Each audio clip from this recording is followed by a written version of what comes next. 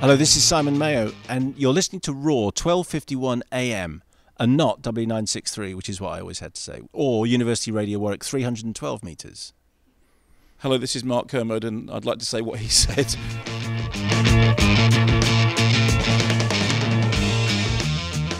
Is this the radio station you started on? Yeah.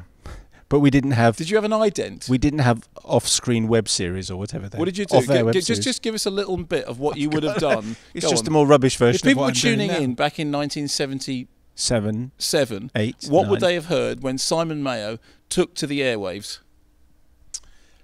Me talking to myself. No, don't tell me. Just do a bit of it.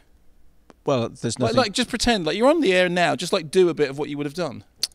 Well, I would just talk normally and say, here is Darrell Hall and John Oates. But I would be slightly more miserable than this because I was living in Tossell Flats, and that always makes me...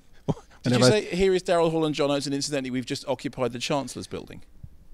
Yeah, well, we did do that a lot. Sorry, do you feel excluded from this? We could just keep this going. You'll find this will happen a lot. It just came up in the cab. Right? We're going past the Senate building. We used to occupy Senate building all the time for reasons that I can't remember a single reason why, but we were cross about the world.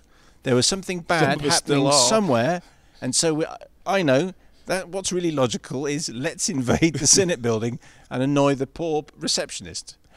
So it's different days. So this was your radical past, because you always call me an old trot, but this was basically your... Yeah, but I didn't know what I was doing. No, none of us did.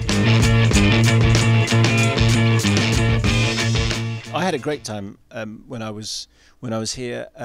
There was that feeling of here is a radio station with a bunch of records. Go in and enjoy yourself, which is, to be honest, that's still the best way to make radio programs, with one presenter and a whole bunch of music, and some music that you feel really passionately about.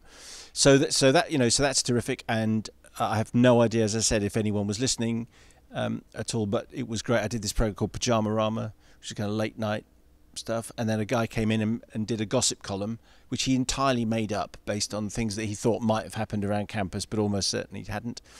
And it was terrific. As far as advice, I would say volunteer, do stuff for no money, because that's the only way you're going to put yourself head and shoulders above anyone else. First proper work I did for no money was at Radio Brighton. I put records away in their grammar library.